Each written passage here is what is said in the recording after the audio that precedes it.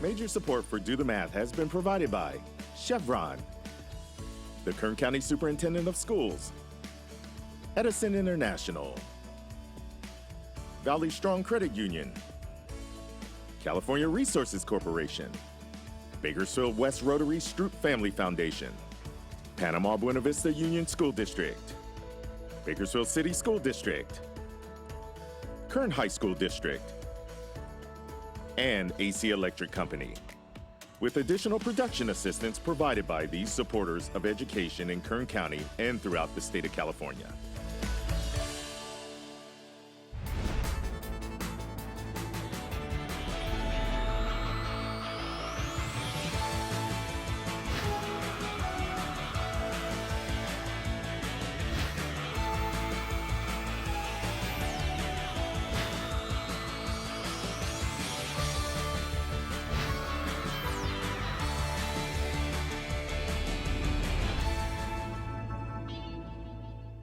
Well, good afternoon and welcome to Do the Math. I'm Michael. I'm Cindy. And in studio with us we have Shanyra. And Shanyra, if somebody wanted to get a hold of us, what would they need to do? For math homework, help call in Bakersfield 636-4357. Tow call 1-866-636-6284. Email dothemath@kern.org. We're online at dothemathonline.net. And on social media, Facebook, Instagram, Twitter, and YouTube. All right. A lot of ways to get a hold of us, aren't there? Yes. Now, you're doing distance learning. How are you with all the new technology? It's pretty weird, but I'm doing pretty good with it. Yeah, it is kind of weird. I mean, it was weird for us as instructors, too, at the beginning of the year, but I think we're all kind of getting the hang of it a little bit better now. Well, before we get going, why don't you let everybody know where you go to school and what grade you're in? So I go to school at Stockdale Elementary, and I am in 5th grade. So you've been a star for how long? About 2 years. About 2 years. All right. And you like it at Stockdale pretty well so far? Yes. All right. If there's one thing that you think, because we've got another 2 weeks of virtual learning left before the winter break, is there anything that you can think of that might make it a little bit better or easier that you can think of that you've experienced yet? Not really. No. Do you like the amount of time that you're on? Yes. Okay. Because it seems like we start school a little later, doesn't it? Yeah. Than normal school, and then it seems like lunch is a little bit longer. Do you like that? I mean, I kind of want to like not have a longer lunch because I want to like do more learning because we don't have that much time to learn that much. Get it going, right? Yes. All right. Well, you know what? We're going to get it going today. You ready? Yes. All right. Well, you know what? Before we get you going today, first, we're going to take a look at what is going to happen, because if you phone in to do the math and we do one of your math problems on TV, you will automatically win yourself a ticket to COM's Holiday Lights. Holiday Lights is back for its 18th year in a way to keep you safe and socially distant. This year, Holiday Lights at Com, presented by Dignity Health, lets you drive through millions of lights and colorful displays from the comfort of your car.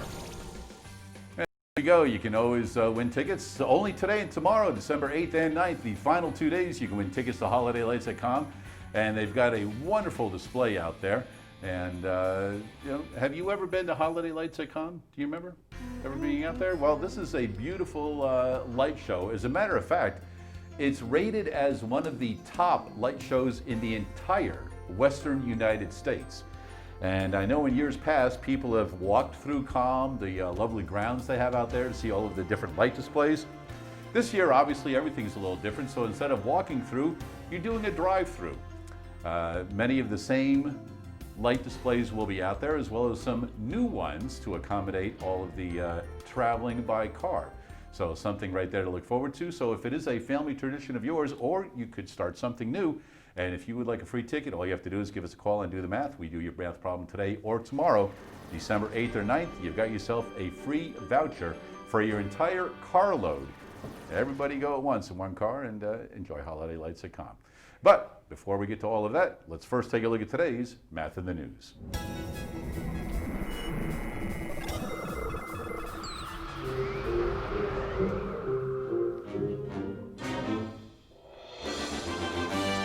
All right, today's Math in the News. Once again, we are fortunate enough to have somebody in studio with us. Today we have David Bailey. How are you? I'm great. Thanks for having me. Now, somebody might go, well, usually say like where they're from or the company and things like that.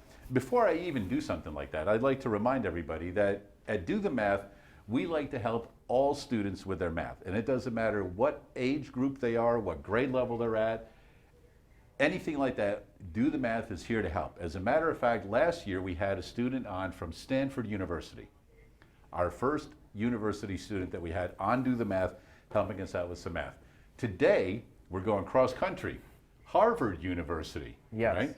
So you're working on, okay, so before that, before we get to what you're doing at Harvard, let's talk about your connections to Bakersfield and Kern County.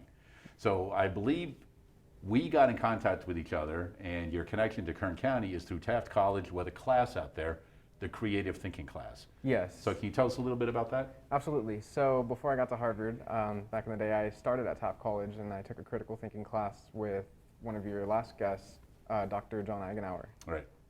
And I since transferred to UCLA, got my degree there, and I'm now pursuing graduate studies at Harvard. And so I'm in the field of psychology, but we do statistical analysis and what's called data science. So it is very math intensive. Okay, so for students that may not know exactly kind of what you're doing, can you go in depth with that a little bit more? Absolutely, and the students will think this is very fun. We all love social media, and I'm actually studying how emotions spread on Twitter.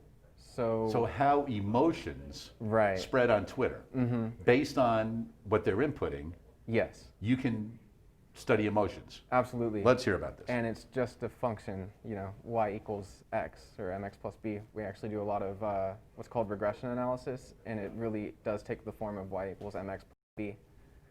So we're looking at the input variable, which is a tweet. We find a way to crunch the numbers on how emotional it is. We measure that with numbers. And then we look at how far that tweet spreads. So we look at how many retweets it gets, how many shares, likes, favorites, and then we study how people who see the tweet go on and tweet themselves. Are they more emotional after reading an emotional tweet? Okay, and how long have you been doing this? So I've been doing this actually just started this semester. So I'm actually helping research with Dr. Amit Goldenberg, who's a professor at Harvard Business School. So I'm just assisting his research right now. And that started this semester.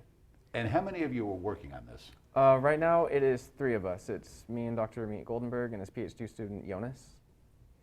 And you are working towards your PhD. Yes, yeah. And for students that, you know, like Shanyra and stuff like that, right? They're worried about, all right, I got junior high coming up, right? And I know I'm going to be going to high school. And then for some students, they might be going, all right, well, I'm going to go to college. I'm not sure what I want to do yet, but I kind of think I'm going to want to go that route. And then PhD is even more. Yeah. So right now I'm taking what's called master's level stuff, which is after your first degree. So you go to college, you get your bachelor's, and then what did you get yours in? I got mine in psychology, actually. Okay. Yeah. And then now I'm taking master's level graduate work, which is the next step. And then the final step beyond that is your PhD, which is your research degree. And that's the highest degree you could get. And that's what you're doing with the professor and the other PhD student at Harvard right now. Yeah. So right now I'm doing the research, and that will lead me into a PhD program. Great. In the next.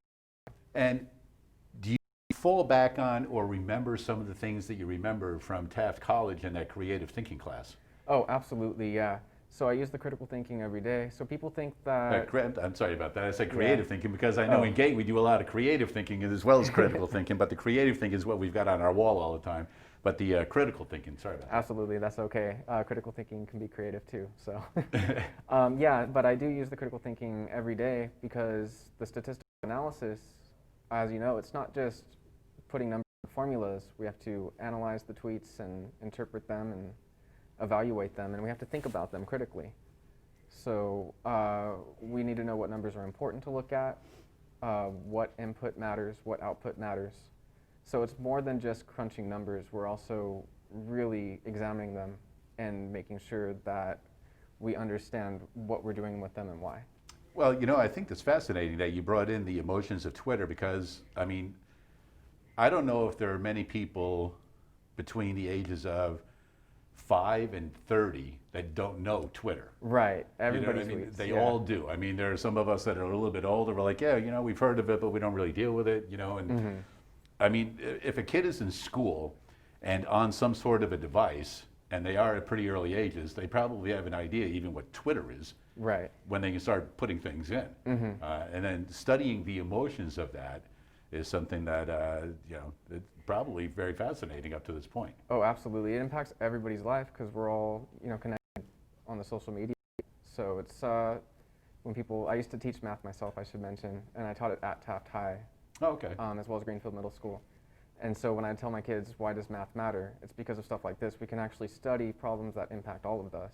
And it might not sound like I'm doing math research, but there's a lot of math behind it. Right, and that's one thing that students don't quite realize is the amount of math that is in all different areas and topics and subjects and things like that. Absolutely. Well, David, we certainly do appreciate you taking some time to come visit us.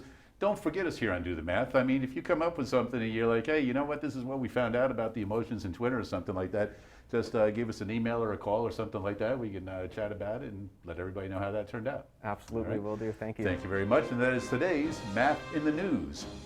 636-4357 is that phone number. We do have phone tutors available until 4:30 today and tomorrow, December 8th and 9th. The reason I say that is because after that, we will be on the winter break, and we will be out until the beginning of 2021.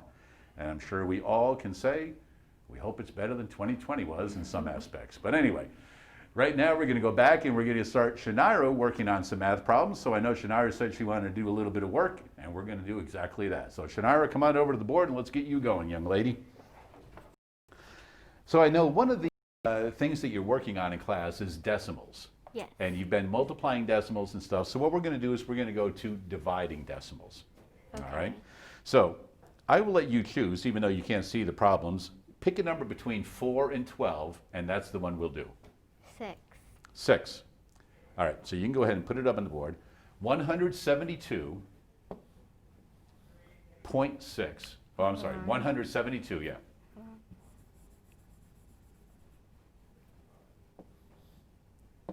0.6 divided by 39.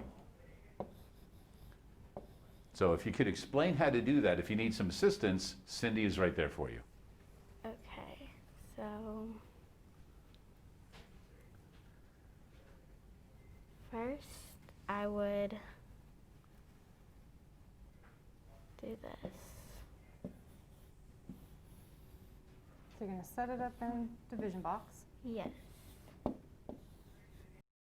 So I know 39 can't go into 1, so I'll add the 7. 39 can't go into 17, so I'll add the 2. 39 can go into 72, but I don't know how much times. So what I'm going to do is I'm going to multiply to see how close I can get to 72. Don't forget the 1 though, so you want to get close to 172. Yes. So Go ahead, sorry.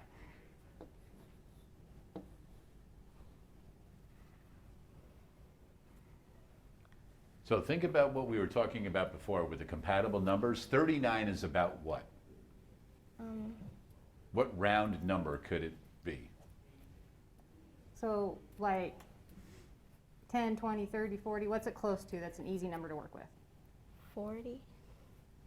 So you can kind of use that as an estimation tool. So think 40 and then look at your division box and you have 172.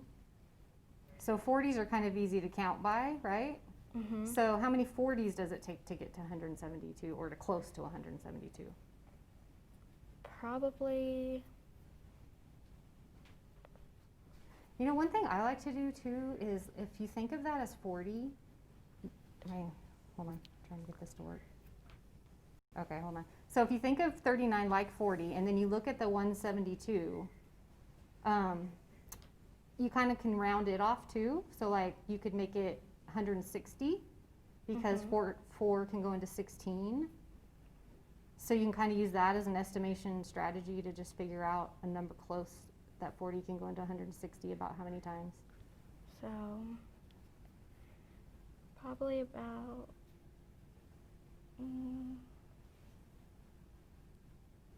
I'm gonna try 5, see if it can go into it. So 9 times 5 is 45. Put the 4 up there, that's 15. 16, 17, 18, 19. So that's too much. A little bit too big. We're gonna try 4.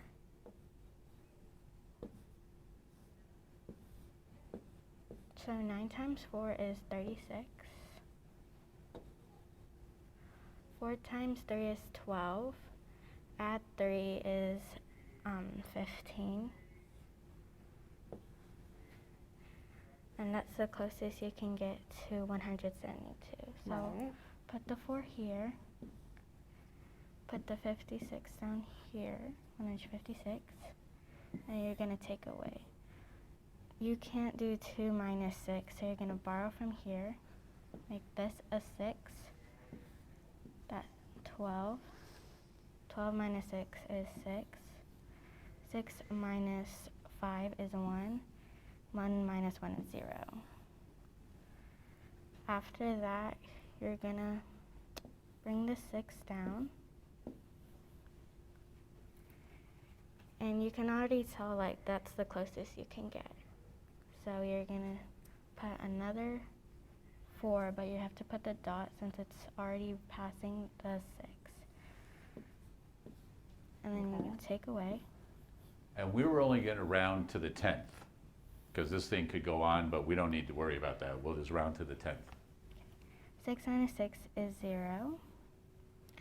6 minus 5 is 1, and 1 minus 1 is 0. And we have a remainder of 10. Okay, so with decimals, what you want to do instead of writing remainder 10, so go ahead and just erase the remainder 10 part. Okay, so you want to add a 0 behind the 6 on the original division problem. So inside the box, after the 6 that you brought down, put a 0 on the right-hand side of it. Not up there, inside the box. After the 172.6. Right here? Yeah, right there. And then you bring that down. And so now you're going to divide into 100. Okay.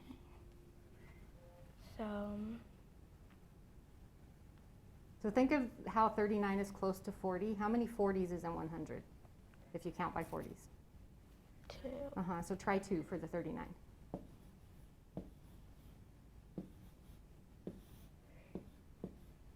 It's 18. 2 times 3 is 6, plus the 1 is 7. That's 78. Okay, and so subtract that from the 100 and put the, Let me move the 2. screen for you a little, Shanyra, first here. Hold on a second. yeah, kind of ran out of room There you here. go. So 78 minus, you can't do that, so you're going to borrow 0. Oops. Okay. That'd be 10, but you have to borrow from that, so that'd be 9. This would be 10. So 10 minus 8 is 2. 9 minus 7 is 2. Then you put the 0. Okay, and then up in the answer part, don't forget to put the 2 from the 2 times 39. Yeah.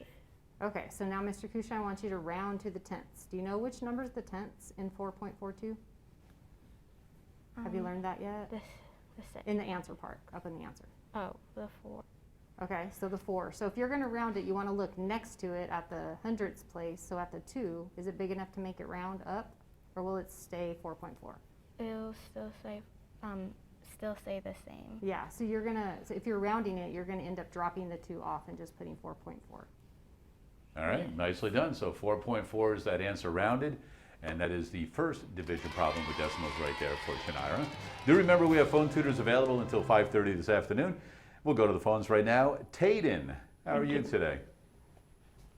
Good. Hello, good. And you're a 5th grade student, correct? Yes. All right, as soon as you're ready, let's hear the math problem that you're working on. Well, You can come over. it's on volume. Okay. Let's see if I can clear the screen for you. So the measurement. Here, I'll do it, Cindy. I know, I'm like, I can't write right now. There we go. All right, But- as soon as you're ready, Tayden, let's hear it. Wait, hold on. So Because I have to make a pencil show up Because right now it's just on mouse. So I have to go So where? the first box, there's 2 boxes. Are you back on, Cindy? I have a mouse, but it doesn't. So what do I click? Let's try down here. Pens. There we go. Got it. All right. Sorry. Go ahead.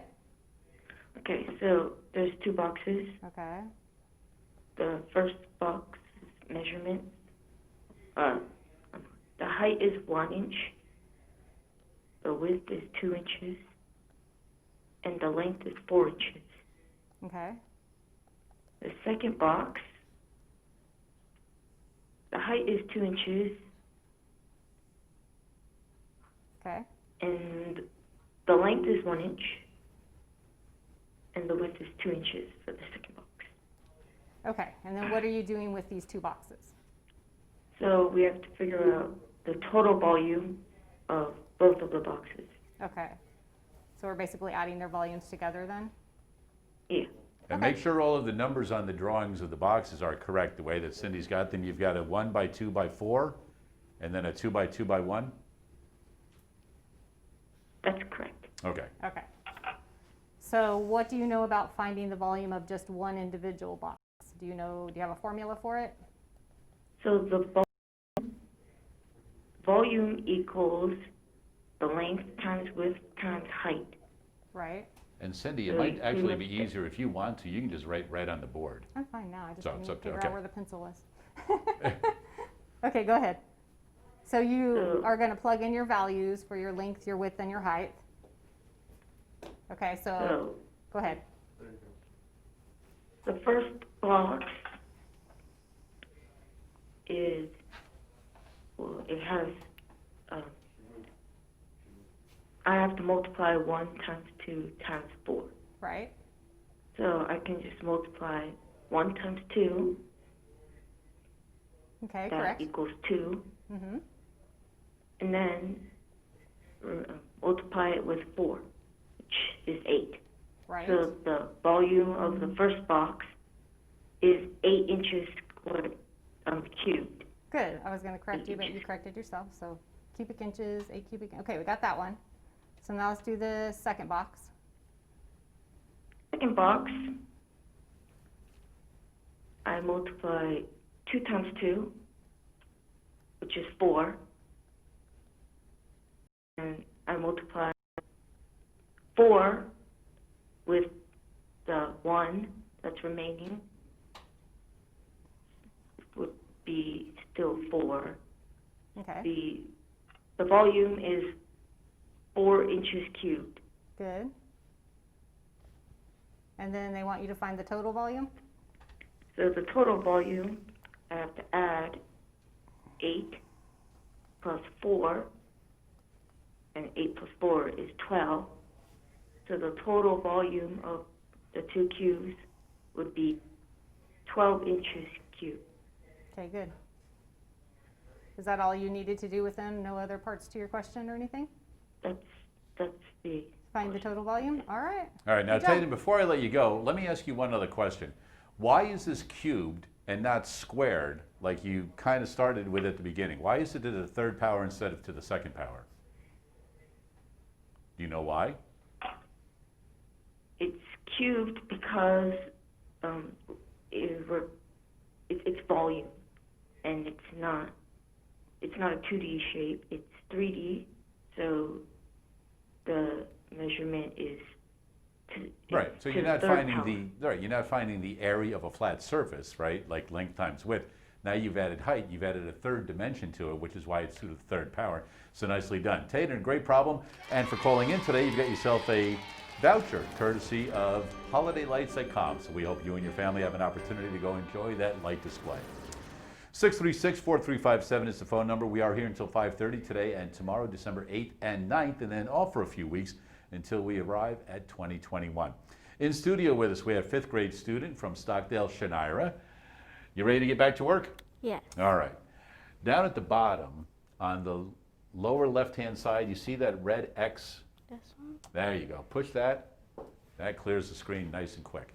So here's what I want to do. We'll do one more of those division problems. Okay. All right, just to make sure that you've got a good solid set base on that, all right? Yeah. So, I think you chose number 6 last time, so between 4 and 12, choose another number. 7. 7, all right. Oh, here we go. 43.6 43. divided by 8. Okay.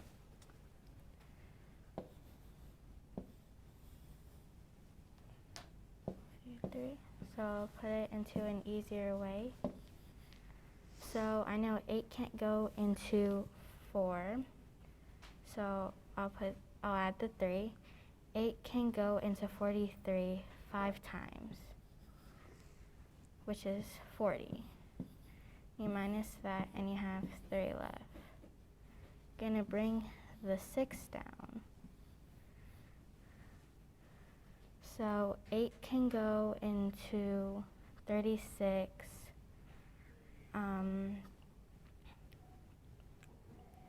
4 times. So I'll put the 4 there and I'll take away. So 6 minus 2 is 4 and 3 minus 3 is 0. Okay. So I know 8 can't go into 4. So I'm going to add 0 and bring down the 0. And I know 8 can go into 45 times. So Yeah, we know it's 40, so I know you ran out of room down there. Let me move the screen for you just a little bit. There you go. 40. And now you have 0 left. So if we Does it were need to be rounded, Mr. Kushan? Yeah, because that's what you did. We'll do the same I'm thing just this making time. sure. to the whole number or the tenths? To the tenths. To the Okay. 10, please. So if this were to be rounded, 5 is, that means to go up, so it'd be 5.5. Okay, so write that down like up above it or somewhere. So it would round to 5.5. Nice job. There you go, nicely done. Now, the stuff that you've been doing is a little bit further than what your book did, because they just wanted you to kind of look at it and estimate it. But actually going through the process of the division of the decimal and then rounding also to a particular place value is even a step more. So, you feel pretty good on that division? Yes. All right, good. I'm glad you do. And because you do, you've got yourself a meal courtesy of our friends at Chick-fil-A. So congratulations on that. Certainly hope you have an opportunity to go enjoy that. That is some good food over there. Have you ever been there? No. No? Oh, well, I'll tell you what, you are in for a treat when you go to Chick-fil-A. The old man loves that stuff, I'll tell you. Anyway, we've got a lot more to come up. We'll do it right after this.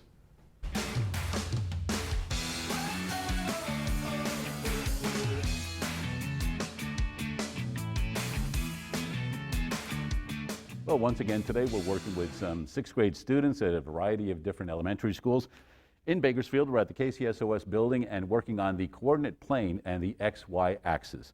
So, what I'd like you guys to do is you can clear your boards, and this is going to be an activity where each of you has to do your own part, and then we're going to put them all together to see what happens, okay?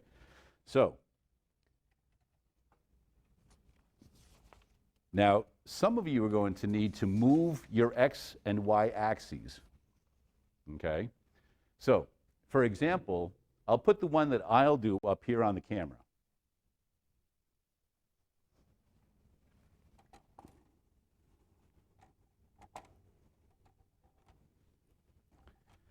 And the first thing it says, slide the X and Y axes to the center of the geoboard. All right? So mine right now are in the center. Okay? Does anybody have a different one? Do all of yours say to move the X and Y axes to the center of the geoboard or someplace different? Everybody's got the same one? All right, good. So go ahead and put a peg in it so that you can keep it right there. That's just to keep those from moving. All right, when we're all through with it, at the end, if you go, oh, I need to take that out because of what we're doing, you can just easily take it out. All right? So mine, it says -3.5 is my first point. So I'm just going to take a peg, put it in -3.5. Okay? That's going to be my A point. So I'm just going to go through all of these, and then I'm going to use rubber bands to connect A and B, which I can see is -3, 5, and 2, 5. Then I'm going to use one to connect 3 points, A, C, and E. All right? So what I want you guys to do is go ahead, plot the points, and then connect them with the rubber bands. All right? Go.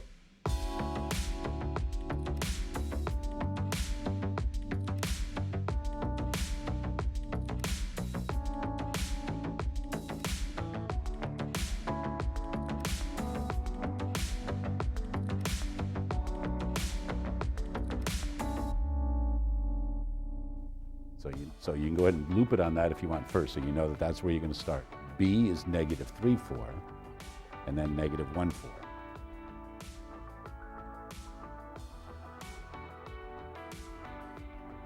There you go.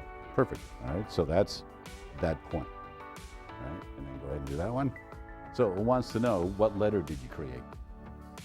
An M. What could it have been also? All right, W, but it's facing the correct way, so that's why it's an M. All right. As the students are finishing up this activity, each one of them is making a different letter. And what we'll do is we'll take a look at the clue once again. Oop, I took your clues away from you. Where do you send an evil scientist who distorts colors? Does anybody have an idea? Two of the letters we've already got are P and M and S. We've got P, S, and M. And I'll even give you a clue. P is the first letter, and M is the last letter. Does anybody have an idea? Anybody in the back go anywhere? Prism. Do you guys know what a prism is? Right? So it kind of sounds like prison, right? But you're going to send them to a prism. You guys going to get the idea? Ha ha. Yeah, funny. Anyway, more with the coordinate plane and some of the 6th grade students here at KCSOS.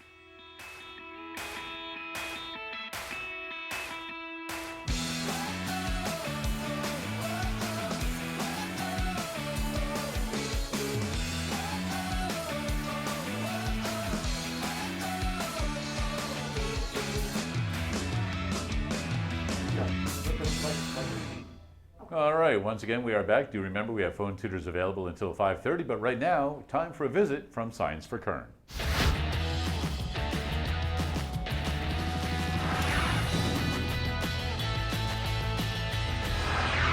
And we always love it when Science for Kern is in studio. Michelle, how are you today?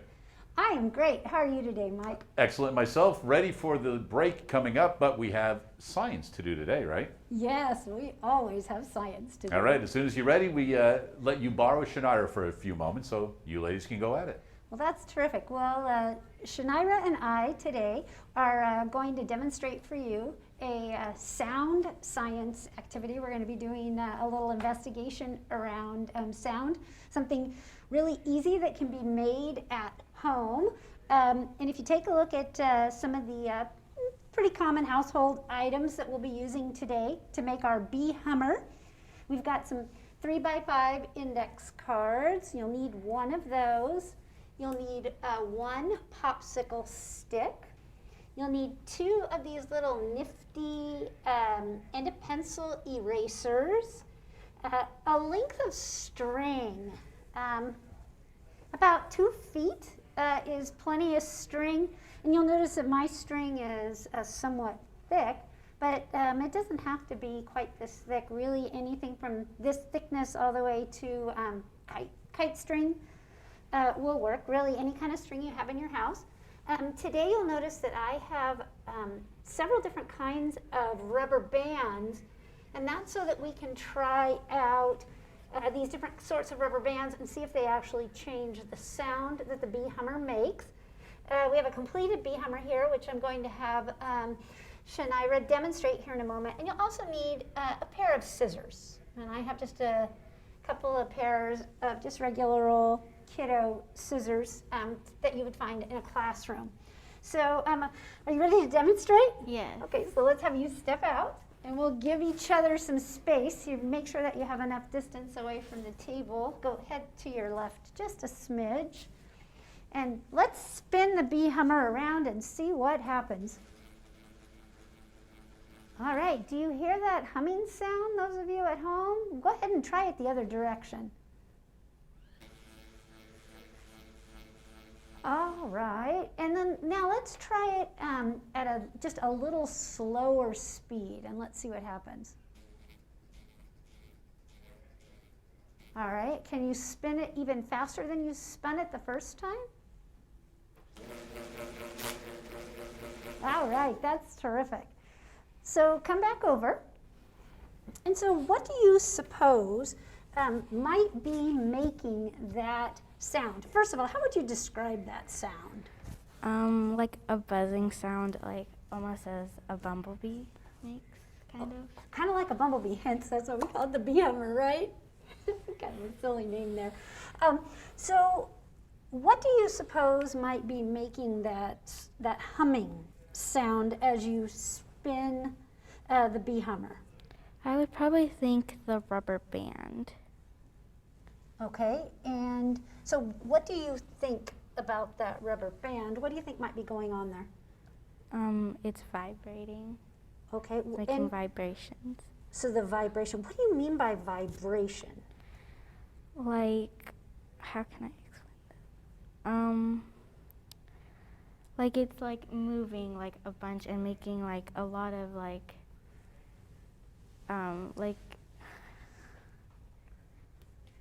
Can you demonstrate with your hand a little about what vibration might mean, what you're trying to get at? it's probably like moving like this. Ah, so let me clarify then. So what you think is going on is that this rubber band is vibrating back and forth, and what's happening there? And while it's doing that, it's going to make like a buzzing sound. Okay, yeah, excellent. Yeah, that is exactly what's going on with our bee hummer. Yeah, exactly. You got it exactly, that the rubber band is vibrating back and forth and creating that buzzing sound. And do you know what that sound even, can we see the sound? Did we actually see sound when you were spinning the bee hummer? No, No. but we could hear it. But we could hear it, right? And so we think about that sound and it's making those waves. You're exactly right. Sound travels in waves and our ear captures it, and we're able to hear that humming sound.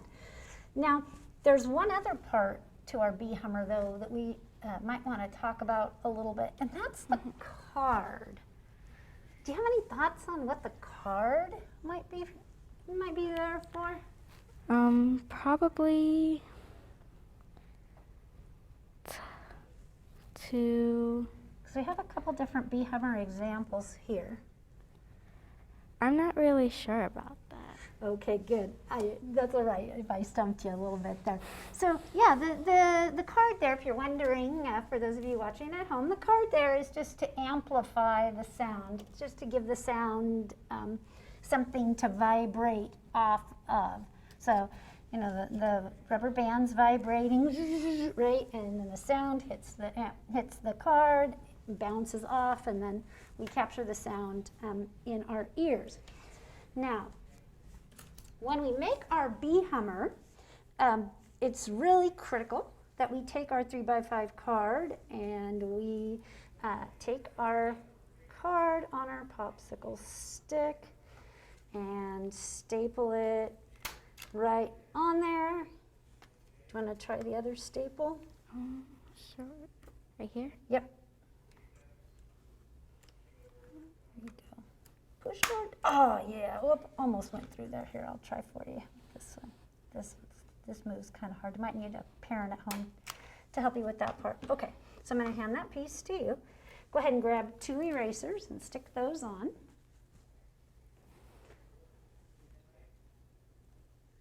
There you go. All right. And then we need a length of string, right? And I just pre-cut a whole bunch of strings here. And we're going to give ourselves some extra, a little bit of extra space there on our string. So we can tie a couple of knots on there. Why do you think we might want to tie a couple of knots on there?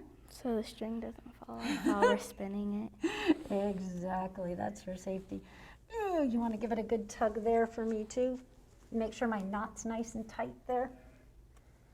Let's pull it nice and tight there.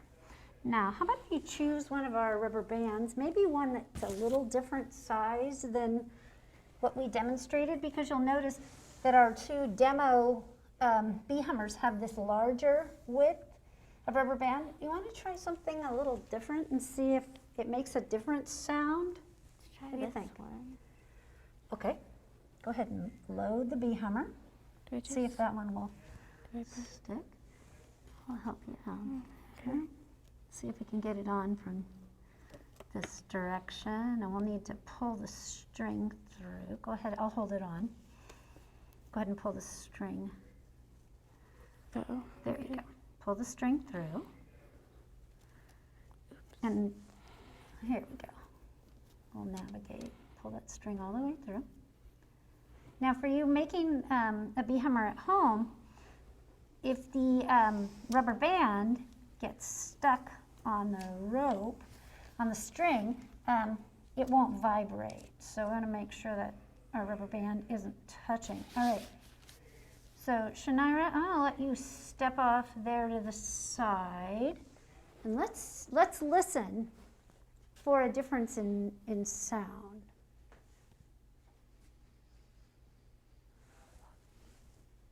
Oh wow! So try the other direction. Do you hear a hum? No, I don't either. Why do you suppose that is?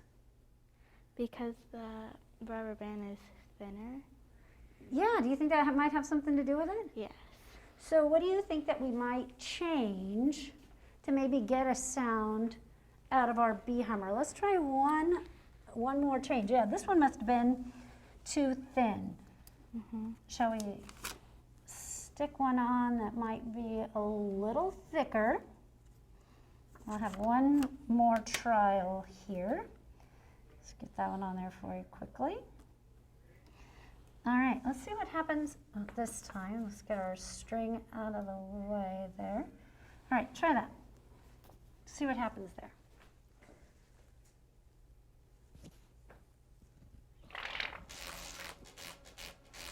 All right, we have sound. So what did we learn, Shanyra?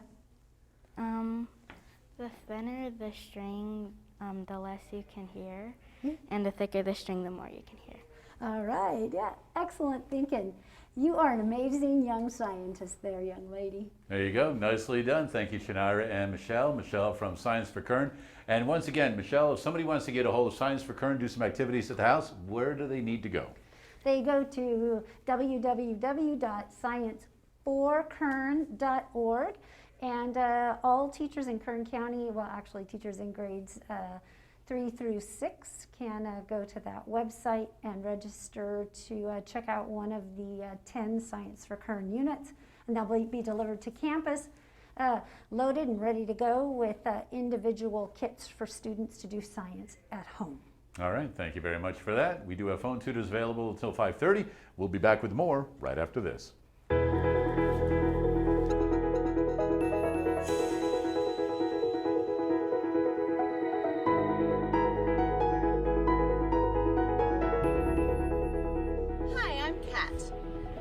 Sand dunes close to the ocean, but this habitat is also pretty similar to a desert. I want you to take a second right now and think about what it would be like to be a plant living in sand dunes or a desert. You would get lots of sun, and that's great for photosynthesis. That's how they feed themselves. But you're going to get so much sun that the heat can be a little extreme. Sand dunes and deserts get very little rain. The plants and animals out here have to survive more than 6 months without any water falling from the sky. The sandy soil here is stuff that doesn't have a lot of nutrients, so the plants aren't able to grow as big as they might somewhere else. There's also a lot of wind that comes through sand dunes and deserts. That can have a big impact on the plants and animals as well. The sandy soil can be challenging to move in. This darkling beetle, also called a stink bug, has a hard time climbing up the hill. Moving slowly in the sand can make them easy food for a predator like a bird. It has an even harder time finding water out here, so all its moisture comes from the plants it eats. This plant is called silver lupine. It has lighter color leaves so that it's able to reflect some of the sunlight's rays and not get too hot. Its leaves also have little tiny hairs on them to help it grab whatever little water it can. This western fence lizard can also live in hot, dry areas. Because it's cold-blooded, it likes to spend much of the day in the sun. It also stays close to plants so it can hide quickly from predators.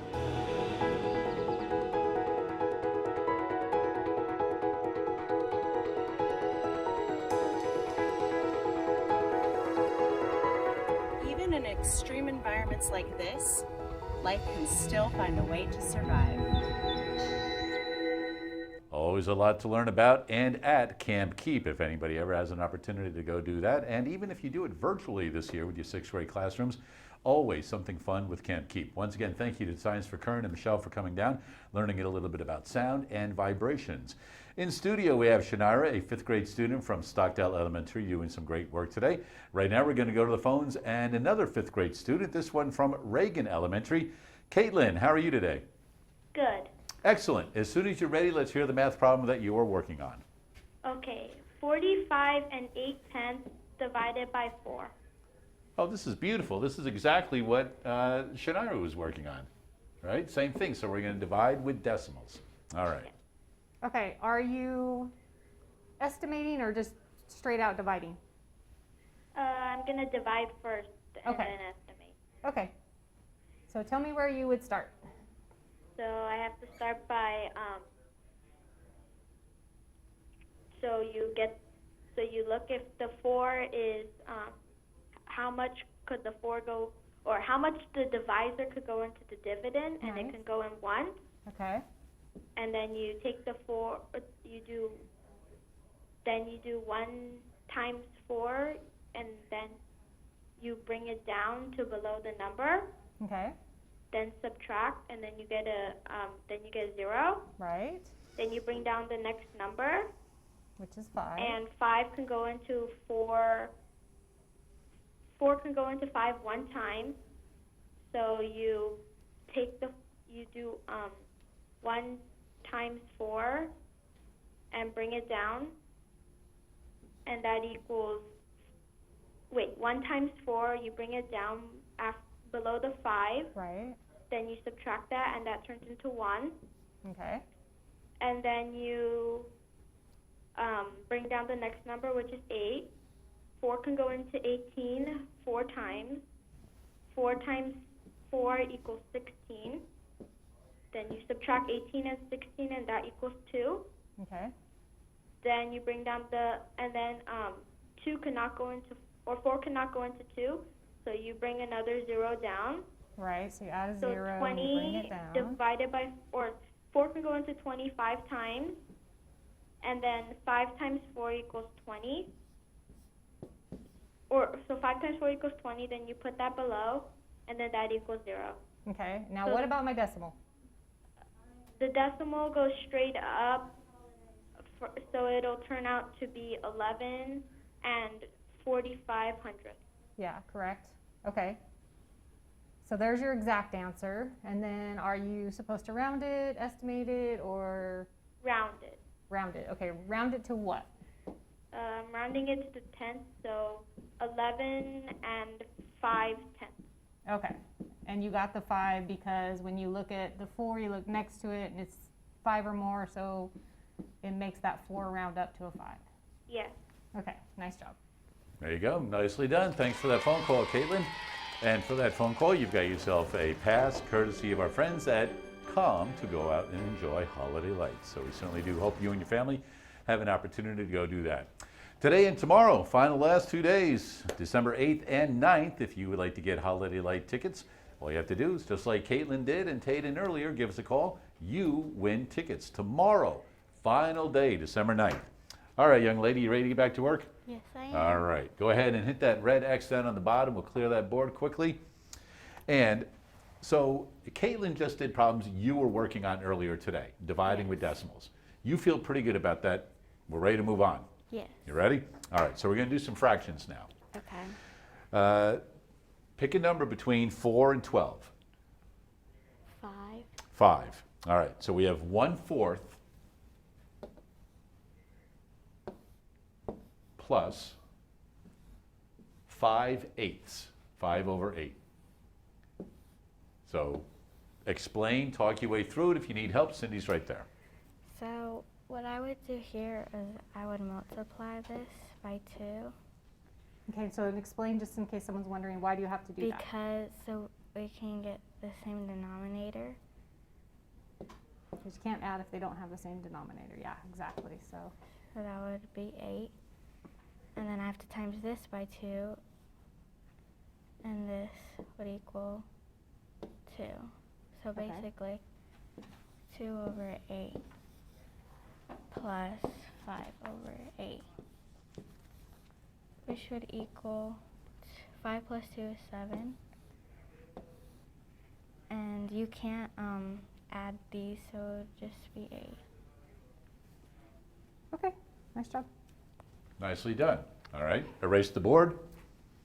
So there wasn't much you had to do to that one. That was a pretty straightforward problem. You had to change one denominator so that you had like denominators, right? Now, let's try this. I'll select the next one. 3/4 plus 3/8.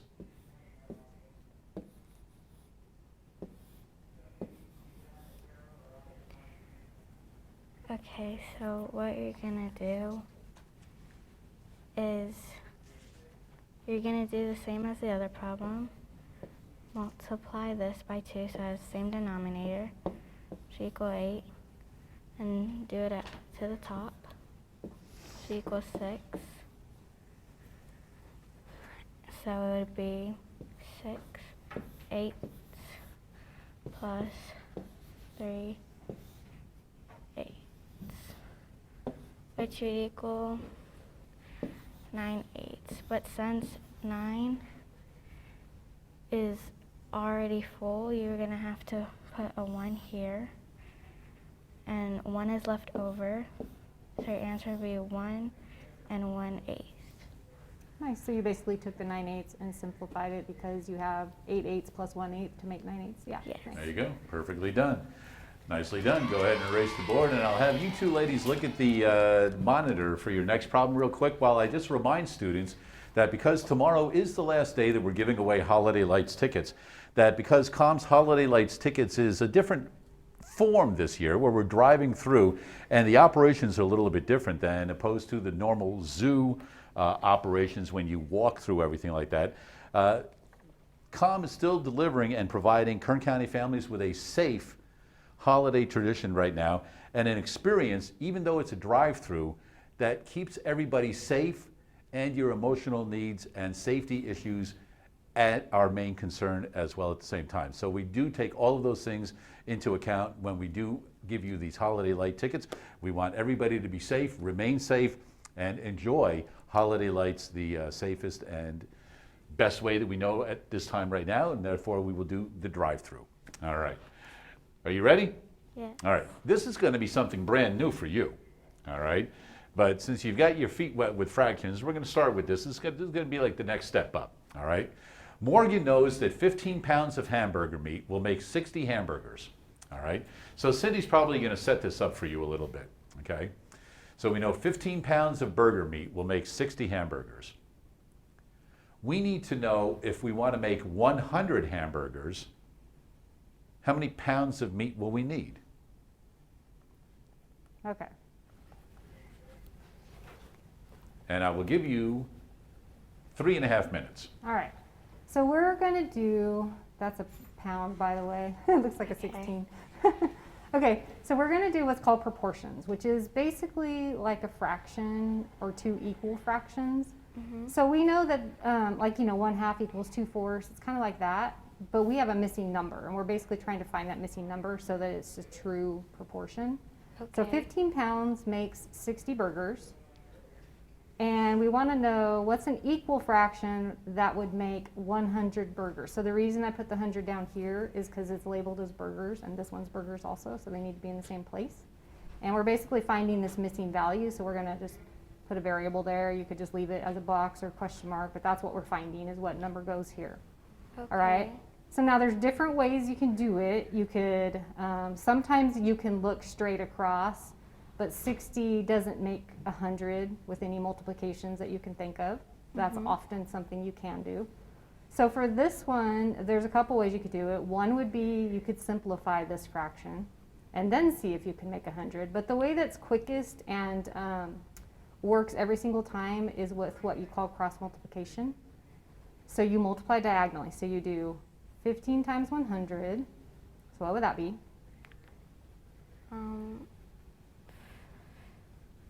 You can just go ahead and work it out on the side if you want. 1,500. Okay. And then you still have an equal sign here. You also do this diagonal multiplication. So 60 times x, we just write 60x. We just put them together. Have you seen that before? No. Not yet? Okay. So that's something you'll see, you know, this year or next year. Okay. So this just is like saying 60 times what will equal 1,500. So you may have seen like this kind of question before where they just use a box. Have you seen that? So it's the same idea, they just replace the box with the letter. Okay. Okay, so we're trying to figure out what would go here. How could we figure that out? By trying. So let me show you a simpler, smaller numbers, just like a similar thing. If it said 2 times what equals 8, would you know what went here? Yeah. What would go there? 4. Right. What could I do with this number and this number to get 4? You could divide. Exactly. So that's what we want to do right here. Since we know 60 times something has to equal 1,500, if we divide these, we'll get what that number would be. Okay, so you're going to do 1,500 divided by 60. So 60 can't go into 1, so you add the 5. 60 can't go into 15, so you add the 0. So 60 would go into 150 about Let's try 2. 9 times. Okay. Since it's 60 and yeah. 150, kind of ignore the zeros. And So 15 divided by 6 60. would be 2. It's 2. 0. And that's 100. I mean, Wait, check your 6 not times that 2. that There you go. be 120. Okay. And if so, that's the biggest number that could go into 150. So we put the 2 here. And I'm going to help you out quickly because when you subtract, you're going to get 30. And then you're going to add a 0. And how many times does 600 go into 30? So think about 6 into 30 is how many times? 5. There you go. 5 times is So going to put be a 5 it. behind your 2. And the answer? Is and 25. 25 Nicely is the done. So, nicely done on that. Shanyra, I've got one very important question for you today. Yeah. Did you have fun? Yes. Very good. And until we meet again, continue to do the math.